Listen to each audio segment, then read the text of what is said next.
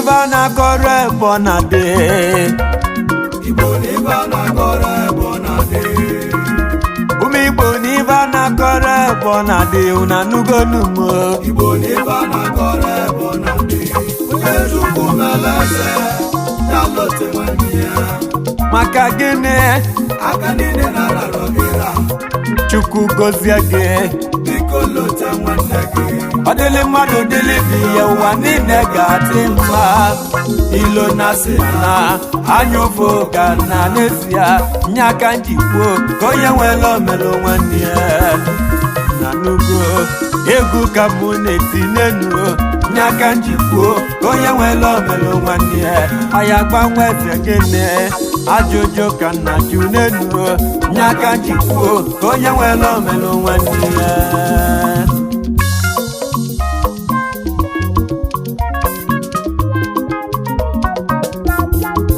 Setkizi onye danu nwa nwere oke bụ amalụm ka m ga-eme n'ụwa ọ dị m n'uche nkwe n'ọnụ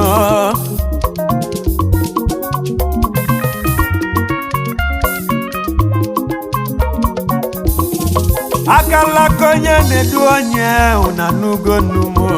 nwata malive chelie n'iru ọgbasibe mbọ ike egwu mekene unu ndị obodo m egwu jibilenu egwu mụ ka jibilenu egwu jibilenu ka mụ ji kene chimunu choki kama kene gị ne mmiri asị ma ijebe jebe ka ijete ije wele asị ma ịnaba anaba ka ịnata n'ije wele ifeọma ka nna ya n'isi ndị Igbo Chukwu nke onye na-eme n'ụwa biko gozie nye nke onye na-alụ n'ụwa biko gozie n'uye n'ụnụ akụlụ unu egwu onye kpalia nwa Igbo ọ dịrị kere fichi ma ọ rapụ ịkwụ ọtọ ka ibi ya ọ dịrị kere fichi ma ọ rapụ ịkwụ ọtọ ka ibi ya nụ Olise ife yeli ka anyị na-achọ nke yeli anyị nụ nyafu na anyị ma chacha nụ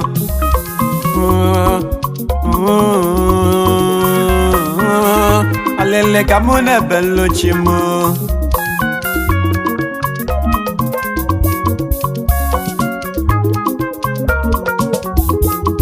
Setkizi onye danu nwa nwere oke bụ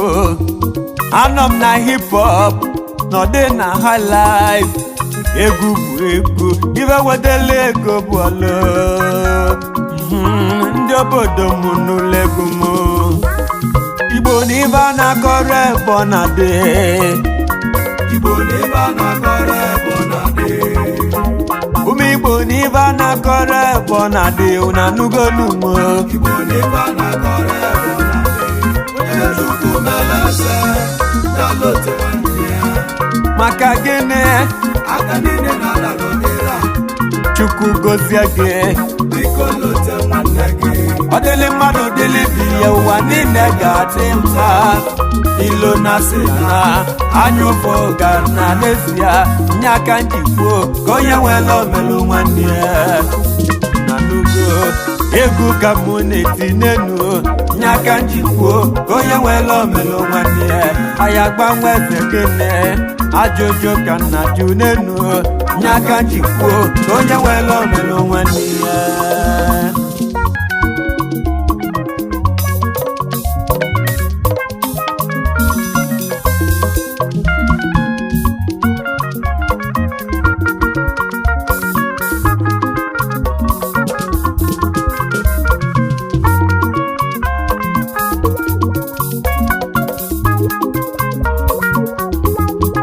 ụmụ Igbo banye egwu ka mụ na-eti Igbo mụlụ nze m ọzọ egwu ka mụ na-eti nụnụ na manọrọ nkịtị ụmụnne m ọkwa ife onye na-alụ n'ụwa nya bụbi ego ya ife onye na-eme n'ụwa nya ka eji ekwu elu n'ya nụnụ wele egwu mụ male mụ ụmụ Igbo Chukwu kele ugo kesịrị ugo chọọ ya mma. Chukwu kele Igbo kesịrị Igbo chọọ ya mma. Anyị melụ nwanyị ka mụ na Jose ụmụnne m. Anyị bụ ofu kwaziza the pillars of Africa. Ilo na-asị batazie wele ụfọdụ anyị welu bajọlụ. Owute m yọbachi m. Instead of ndị ilo gị na-emegide nwanne gị, isolu ndị ilo gị ị na-emegide nwanne gị. Ofe ọbara ofu elile ka mụ na Jose maka egwu ụwa. Anyị jelu obodo ọzọ wee mepe nye mmepe, jide nwanne onye ọzọ wee gozie nye gozie. Obodo anyị shilechi, nwanne anyị nọ na nleka wute mewute. Obodo ịgalụ n'ime ya ịfụzi onye Igbo na-abazi ya. Afịgbali n'ime ya ịfụzi onye Igbo na-abazi ya. The pillars of Africa, ụmụ Igbo. Igbo enyi mba enyi, Chukwu gozili anyị ọfụma. Igbo enyi mba enyi, Chukwu fụlụ anyị n'anya. Igbo enyi mba enyi, anyị kwadola ọfụma.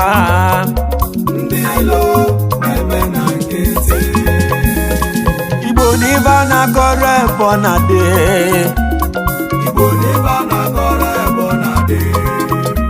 Ụmụ Igbo n'ibe a na-akọrọ ebe ọ na-adị unu anụgo n'ugbo.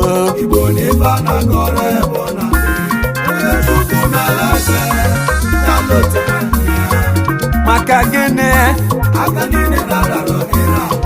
Chukwu gozie gị. Ọ dịlị mmadụ dịlị bi ya ụwa niile ga-adị mma. Ilo na-asị na anyụfụ ka na n'ezie nye aka njikwa ka onye nwere omelụ nwanne ya. Na nugo egwu ka mụ na-eti n'enu nye aka njikwa ka onye nwere omelụ nwanne ya. Anyị agbanwe eze gịnị ajụjụ ka na jụ n'enu nye aka njikwa ka onye nwere omelụ nwanne ya.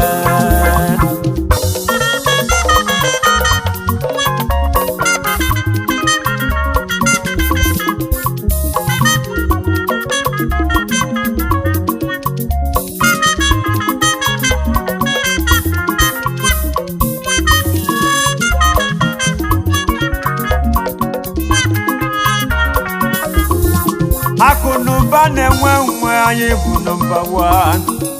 Ịga na-enwe nwe Igbo bụ nọmba 1. Afịa na-azụ azụ anyị bụ nọmba 1. Mbọ na-agbagba anyị bụ nọmba 1. Kedu ife melụ nwanyị nyaka o ji ewute m ụmụ Igbo. All over the world anyị na-eme ọfụma. All over the country anyị na-eme ọfụma.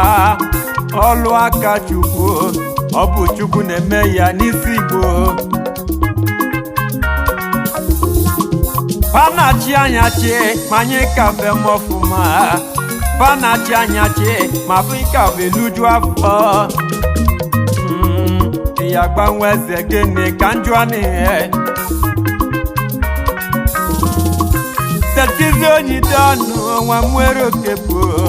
Igbo mụlụ nze m ọzọ ahịhịa ka nji wee bịa n'ụnụ.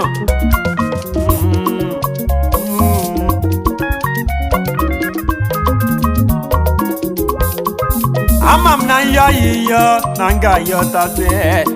Ama m na nyọzie na mụ ga-ayọtazi. Nyaka nji wele bụ wee bịa ka nyọ iwu Igbo. Ka anyị welu ọhala anyị ji emepe obodo ọzọ. Ka anyị welu ọhala anyị ji egozi nwanne onye ọzọ. Ka anyị mepe obodo anyị wee gozie nwanne anyị ka ọ dịla anyị mma. Maka na ọ bụ akụlụ nọ ekwu onye kpalụ ya. Akụlụ nọ ekwu onye kpalụ ya. Igwe bike ụmụnne ụmụnne m entertainment anyị niile endorsement anyị nwere producers anyị nwere musicians ma content creators onye mepụlụ obodo ibe dị n'obodo ya emelụ ya onye mepụlụ obodo ibe dị n'obodo emelụ ya una n'uwe n'ụmụ ụmụnne m aja n'Igbo nyelu ụmụ Igbo aka ọdịnala Igbo nyelu ụmụ Igbo aka ndị mbụ na ndị agada nyelu ụmụ Igbo aka ndị chiebe anya wa ancestors nyela anya aka onye tufu kọpụta onye chụba kọchụta ka mụ na yozino Igbo na ibe a na-akọrọ ebe na dị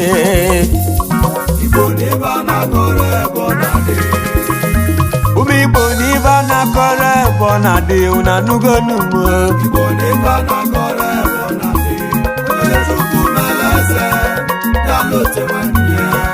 maka gịnị Chukwu gozie gị ọ dịlị mmadụ dịlị bi ya ụwa niile ga-adị nta ilo na si na anya ofe ga na n'ezie nye aka njikwo ka onye nwere omelụ nwanne ya na n'ugo egwu ka mụ na-eti n'enu nye aka njikwo ka onye nwere omelụ nwanne ya ọya gbanwe eze gịnị ajụjụ ka nna jụ n'enu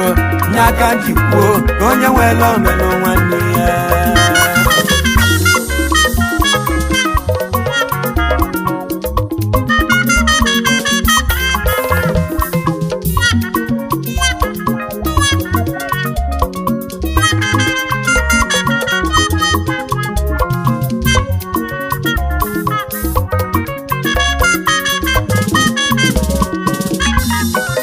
ụmụ Igbo ndị ọma ka onye chili nyazelu Igbo mụlụze m ọzọ nke onye chili nyazelu nụ ụmụ Igbo bodogo ụmụ Igbo kalaka onye kwukwe n'okwu in terms of money ego na-elubela anyị isi anyị welu ngabasị anyị zulu keme una n'uwo n'ụmụ Igbo ka anyị weli development wenetebe anyị ọ dịla anyị mma akụlụ na-ekwu onye kpali ya nya ka mụ na-ekwu ụmụnne m ọ bụ na imepe obodo anyị ga-adị great development bata anyị ga-adị the great anyị ga-abụ the great pillar na n'uwe n'ụmụ anyị nwere ndị ọga anyị nwere ndị odogwu anyị nwere ndị ọga anyị nwere ndị odogwu anyị zulu keme all over the world Chief Prince atọ eze n'ukwu ọzọ Igbo ndụ odogwu na dunukọfịa odogwu ego na mụ keneloge one of the richest man in Africa ozigbo ndụ odogwu n'izulu keme philanthropist onye ọ ga-adịlị mma odogwu nwanne Chief Innocent Ifediaso Chukwuma Innocent Nigeria Limited odogwu na Nnewi onye ọ ga-adịlị mma odogwu ego ọya tọkwa ụtọ obodo anyị mebe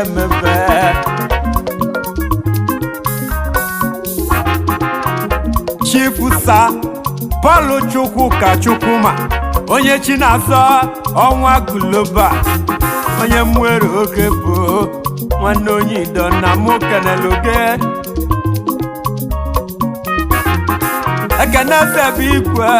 Ekeneze bụ igwe APC National Auditor odogwu nwanne nne yi kisi webịa nwanne zetkizi onye ido ka iti okwu nwe ọnụ n'ive nwa kalịa ụmụnne m His Excellency Sapitobi okwute ndị Igbo anyị dị obedient Sapitobi odogwu nwanne n'ịkalaka anyị dị obedient onye ọ ga-adịle mma His Excellency Chukwuma Soludo anyị zulu keme modogwu bịakana His Excellency Alex Oti onye ọ ga-adịle mma Igbo kalaka Igbo nwelu mmadụ onye atakwa n'afụfụ Nnamdi Kanu onye ndu onye ọ ga-adịle mma na mụ keneloge ebe jeli mba ya nata lele ọ dị n'ọfọ onye atakwa n'afụfụ Chief onye achọ na m igbe mmụọ igbe nyela ọkụ meya ụmụagụ ikengoyi na ọma mbala onye nne ya ụmụeri na mụ keneloge nke Igbo ofu onye Chukwu nyelu ụmụ elu n'Igbo igwe nyela ọkụ onye ọ ga-adịle mma alele ka mụ n'ebe ụmụnne m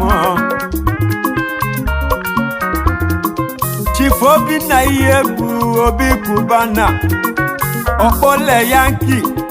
onye ọ ga-adịle mma odogwu n'Ọba Kingdom ka nwa si wee bịa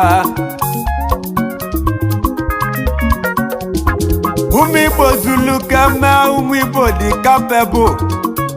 ime ife niile ka ọ dị mfe ayịyọ ka nna ya ụmụnne m Chief Emeka Okonkwo Imoni onye ego odogwu n'Uli Kingdom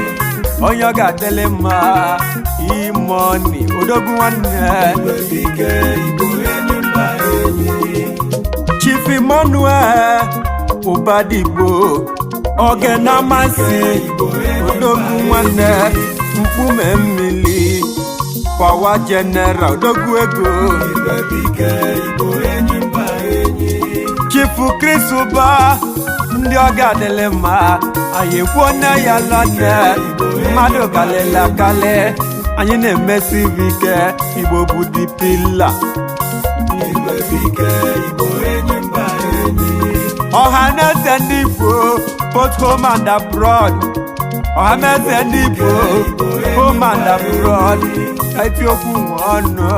obodo anyị wee mepe ụmụnne m Chief Emeka Ọfọ Chief Emeka Ọfọ onye ọ ga-adịle mma Igbo bụ enyi mba Igbo zulu keme ụmụnne m Chief Andụba mmadụ kalịla kalị Chief Andụba ojiega mọgụ onye ọ ga-adịle mma Ekeneze bụ igwe ụmụnne m His Excellency Wilobiano Agbokwe odogwu na Aguleri onye ọ ga-adịle mma alele ka mụ na-ebezi egwu nwee Joey Zaza onye ego Joey Zaza onye ego ahịhịa ka nna ya ụmụnne m Chifu Nwankwo Ebuka Mili Malugo n'Ugbo Mili Malugo n'Ugbo Kingdom Dogo onye ọ ga-adịle mma Managing Director EEO Richfield Global Nigeria Limited onye go Chief Linus Williams Billard onye go onye ọ ga-adịle mma ayịyọ ka nji wee bịa ụmụnne m Chief Chibuike Okechukwu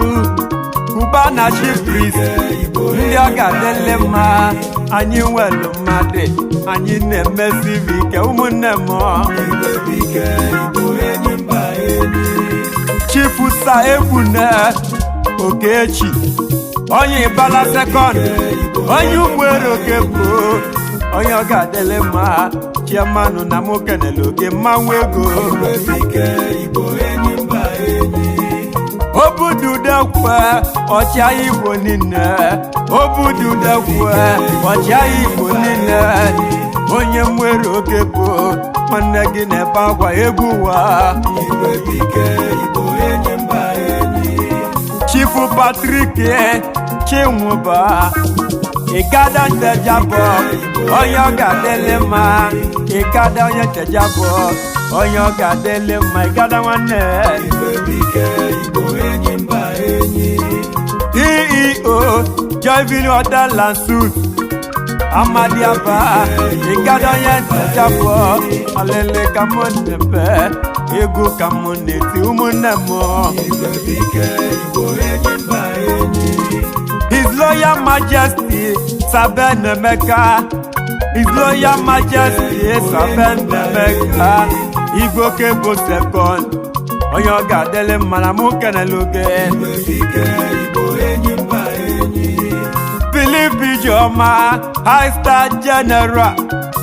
my chairman money making machine onye Delta State alele ka mụ na-ebe ọga ndị ọga Zubi Michael eze ndị ala too much money anyị zuru keme Igbo enyi mba enyi mmadụ akwụkwọ anọta ụmụnne m Sachukwu Emeka Odumeje Indaboski Baozi anyị zuru keme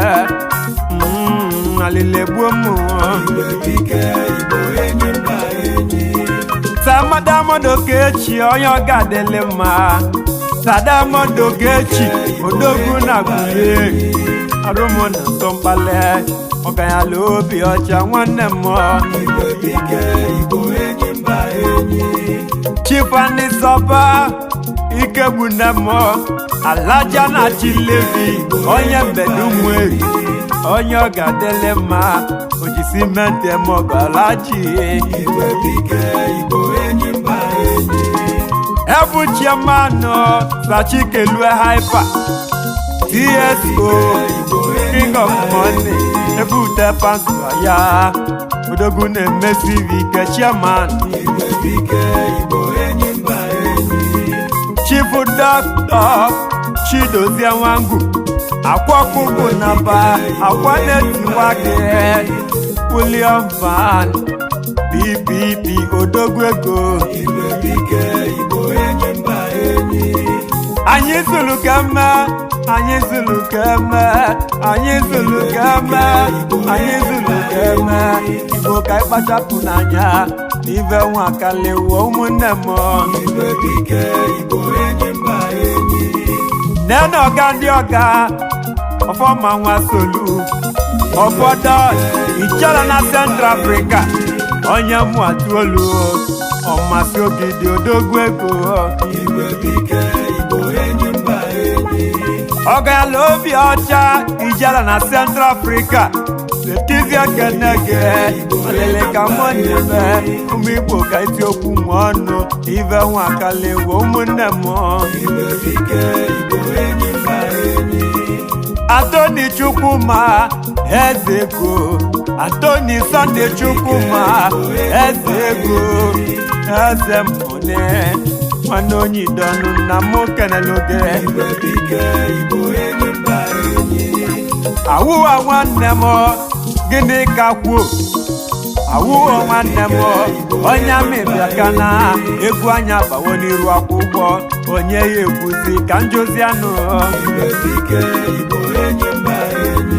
Igbo enyi mba enyi Chukwu gozila anya ọfụma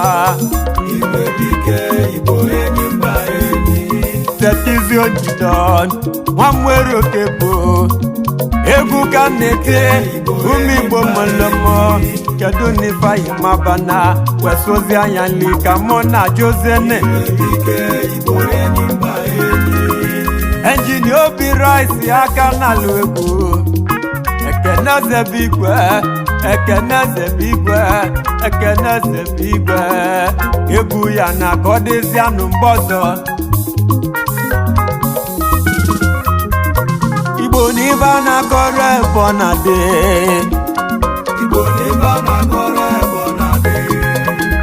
ụmụ Igbo n'ibe a na-akọrọ ebe ọ na-adị unu anụgo n'ugbo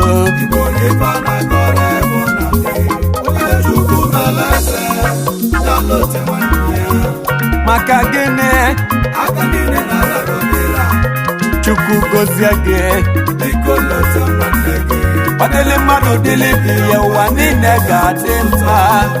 ilo na-asị na anya ụfụ ga na n'ezie nye aka njikwo ka onye nwere omelụ nwanne ya anụgo egwu ka bụ na-etinye nu nye aka njikwo ka onye nwere omelụ nwanne ya ọya gbanwe eze gịnị ajụjụ ka nna jụ n'elu